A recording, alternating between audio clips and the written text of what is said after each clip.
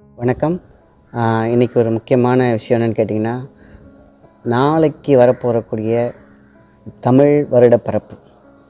இந்த தமிழ் வருடப்பிறப்பில் நம்ம என்ன செய்யலாம், என்னென்னலாம் நல்லது செய்யலாம், எப்படி நம்மளுடைய முறைப்படி பூஜைகள் பண்ணலாம் அப்படிங்கிற விஷயத்த சொல்லலான்னு இருக்கேன்.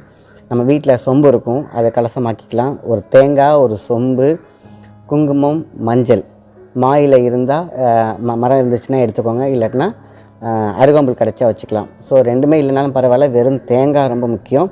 இருந்தால் மாயிலை இருந்தால் மாயிலை வச்சுக்கோங்க, இல்லைனாக்கா நம்ம துளசி எடுத்துக்கலாம். பூ எப்பொழுதும் போல் நம்ம என்ன பூ கிடைக்குதோ, ஏன்னா உள்ளே இருக்கக்கூடிய அரிசி பச்சரிசி வீட்டில் கண்டிப்பாக இருக்கும், இல்லைனாலும் வாங்கி வச்சுக்கோங்க. இவ்வளோதான் நமக்கு தேவையான ஒரு விஷயம். நம்ம வீட்டு நடுப்பகுதியில் ஹாலில் நம்ம என்ன பண்ணணும்னு கேட்டிங்கனாக்கா, தாம்பலத்தை வச்சுக்கணும். தாம்பலத்தில் வந்து இந்த பச்சரிசியை போட்டுட்டு கலசம் ஒரு சொம்பு எடுத்து அதில் வச்சுட்டு, அதில் 3/4 பாகம் தண்ணி, ஓகேங்களா? அந்த தண்ணியில் வந்து மஞ்சள் குங்குமம் கரைசி உள்ளே வச்சுருங்க, வேறு எதுவும் உள்ளே போடக்கூடாது. மேலே தேங்காய் வச்சு அந்த தேங்காயில் ஸ்வஸ்திக் வரையணும். ஏன்னா தேங்காவை நம்ம இந்த பார்த்திங்கன்னா மேலே அந்த 3 கண் இருக்கும், அது வந்து பார்த்திங்கன்னா அது நம்ம கொடுமையை பிச்சை தான் தெரியும், அதனால் நம்ம அதை யோசிக்க வேண்டாம். தேங்காயில் நல்ல ஒரு பகுதியாக எடுத்துக்கிட்டு அதை ஸ்வஸ்திக் சின்னம் வரைஞ்சி அது நடுவில் குங்குமம் மஞ்சள் வச்சுருங்க. உள்ளுக்குள்ளே தண்ணிலையும் குங்குமம் மஞ்சள் மட்டும் கரைசினா போதும். ஏன்னா மங்களம் உண்டாகட்டும் அப்படிங்கிற ஒரு விஷயத்துக்கு குங்குமத்துக்கும் மஞ்சளுக்கும் மட்டும்தான் உண்டு அந்த மகத்துவம். ஸோ இதை பண்ணிவிட்டு ஒரு மந்திரம் இருக்குது, அந்த மந்திரத்தை நான் சொல்கிறேன். அதனால் வந்து வளம் வந்துச்சுன்னா, ஒரு கோயிலை வளம் வந்தாலோ ஒரு ஊரை வளம் வந்தாலோ அவ்வளோ ஒரு பவர். அது மாதிரி தான் யானை முகத்தானை மணிக்கொண்ட இந்த மந்திரங்கள் நான் உங்களுக்கு பண்ண சொல்கிறேன். ஓம் ஹீம் ஸ்ரீம் அங் உங் கங் கணபதி வசி வசி ரக்ஷி மம் இம் ஓம். இந்த மந்திரம் தான் ரொம்ப சிறப்பான ஒரு மந்திரம். இந்த மந்திரத்தை நம்ம 108 தடவை சொல்லுவோம். இந்த மந்திரத்தை பார்த்திங்கன்னா நிறைய பேர் வந்து கவுண்டிங்கில் போனாக்கா மந்திரம் சொல்ல முடியல அப்படின்னு சொல்கிறாங்க. அதே மாதிரி இப்போ ஏதாவது 108 வந்து கவுண்ட் பண்ணி வச்சுக்கணும். ஏதாவது ஒரு பூவோ இல்லைன்னா ஒரு சுண்டக்காவோ இல்லை வந்து ஏதாவது ஒரு பட்டாணியோ இல்லை பொட்டுக்கல்லையோ ஏதோ ஒன்று 108 கவுண்ட் பண்ணி வச்சுக்கிட்டு நம்ம வந்து மந்திரம் வந்து ஒன்று ஒன்றா சொல்ல ஏற்கனவே 108 கவுண்ட் பண்ணி வச்சுக்கிட்டிங்கன்னா எடுத்து வரிசையாக அப்படின்னு நம்ம வந்து மந்திரம் சொல்ல ஒன்று கவுண்ட் பண்ணிங்கன்னா கரெக்டாக இது முடிஞ்சிடும். ஸோ அதனால் நம்ம வந்து கவனத்தை வந்து கவுண்டிங்கில் போக வேண்டிய அவசியம் கிடையாது. இதை கண்டிப்பாக செய்வோம். அருமையான நாளைக்கு வந்து மங்களம் உண்டாகட்டும், மங்களகரமாகவே அமையட்டும், பல பிரச்சனைகள் பல இன்னல்கள் நம்மளை விட்டு போகட்டும்.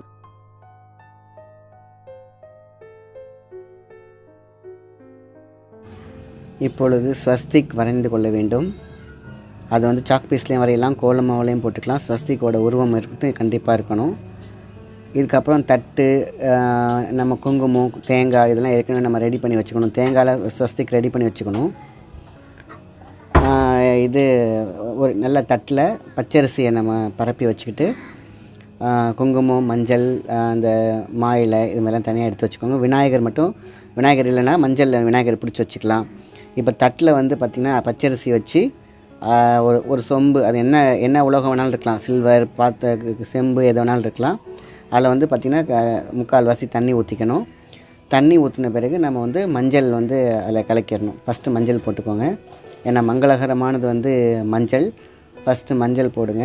அதுக்கப்புறம் வந்து பார்த்திங்கன்னா வெற்றியை குறிக்கக்கூடிய அந்த குங்குமம் வந்து தாழம்பு குங்குமம் இருந்தாலும் சரி, எந்த குங்குமம் இருந்தாலும் சரி போட்டு நல்லா அந்த மாயிலையாலே கலக்கணும். கையில் கலக்கக்கூடாது.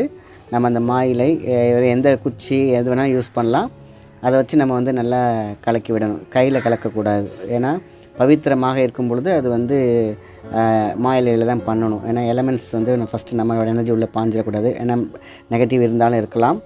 ஸோ அப்போ வந்து பார்த்திங்கனாக்கா நம்ம வந்து அந்த ஏற்கனவே தேங்காய் கழுவி நம்ம வந்து கொடுமையெல்லாம் வச்சுருப்போம், அதுலேயும் ஸ்வஸ்திக் வரையணும். வரைஞ்ச பிறகு அதில் நம்ம ஃபஸ்ட்டு சென்ட்ரு குங்குமம் வச்சுட்டு அதுக்கப்புறம் சந்தனம் வச்சு காயின் வைக்கணும். அது இப்போ நீங்கள் பார்க்கலாம். தேங்காய் நல்ல தேங்காவாக பார்த்து வாங்கணும், ஓகேங்களா? இப்போ பச்சரிசி மேலே வந்து சொம்பில் தண்ணி, அதில் வந்து மஞ்சள் குங்குமம் கலக்கி வச்சாச்சு. இப்போ தேங்காய் மேலே கலசம் ரெடி பண்ணி வச்சாச்சு.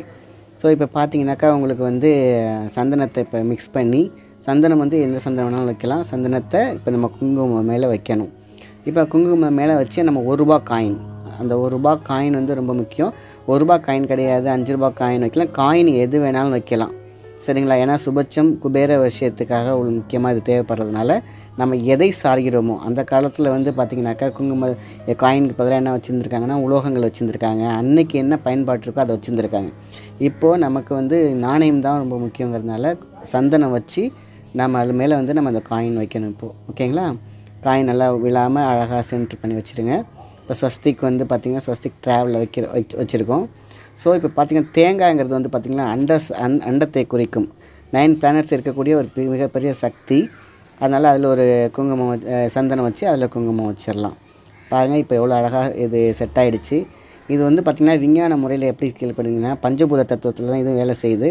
இப்போ பார்த்திங்கன்னா தேங்காய்ங்கிறது வந்து பார்த்திங்கன்னா சாதாரண விஷயம் கிடையாது. It's a receiver. அதனால தான் எல்லா ஃபங்க்ஷன்லேயும் வந்து தேங்காய் வந்து கலசத்தில் வைக்கிறதுக்கு காரணம். இது ஃபைலமெண்ட் பேஸில் தான் பார்த்திங்கன்னா தண்ணியில் நம்ம வந்து குங்குமம் மஞ்சள் எல்லாமே பார்த்திங்கன்னா இப்போ ஒரு முன்னோர்கள் செய்த ஒரு அற்புதமான ஒரு சயின்ஸ். அப்போ என்ன பண்ணுறோம், இப்போ மாயிலை இல்லைன்னா மாயிலை இல்லைனாக்கா நம்ம வந்து அப்போதைக்கு என்ன மூலிகை இருக்கிறதோ வச்சுக்கலாம். ஓகேங்களா? இது வச்சுக்கலாம், துளசி வச்சுக்கலாம், என்ன வேணாலும் உள்ளே போட்டுக்கலாம். ஓகேங்களா? ஸோ இப்போ வந்து நாங்கள் வச்சுட்டு இப்போ தேங்காவை பழையபடியே வச்சிடலாம். அவ்வளோதான், வேலை முடிஞ்சிருச்சுங்க. இது வச்ச பிறகு நம்ம வந்து வீட்டில் உள்ளவங்க எல்லாம் சுற்றி உட்கார்ந்து இருந்துக்கிட்டு நம்ம மந்திரத்தை சொல்ல வேண்டியது தான். மந்திரம் வந்து ஏற்கனவே நான் கொடுத்துருக்கேன். மந்திரத்தை வந்து அழகாக உட்காந்து நம்ம காலையில் 6 மணிக்கு சொன்னோம்னா கண்டிப்பாக பல இன்னல்கள் போகும், குறைகள் போகும், தடைகள் போகும். ஏன்னா வருஷ பரப்புங்கிறது வந்து சாதாரணமான ஒரு கால்குலேஷன் கிடையாது. தமிழ் வருட பரப்பு ஏதோ ஒரு ஃபங்க்ஷன், தீபாவளி, பொங்கல் இந்த மாதிரிலாம் கிடையாது. இது வந்து காலக்கணிகையால் கணிக்கப்பட்ட ஒரு நாள்.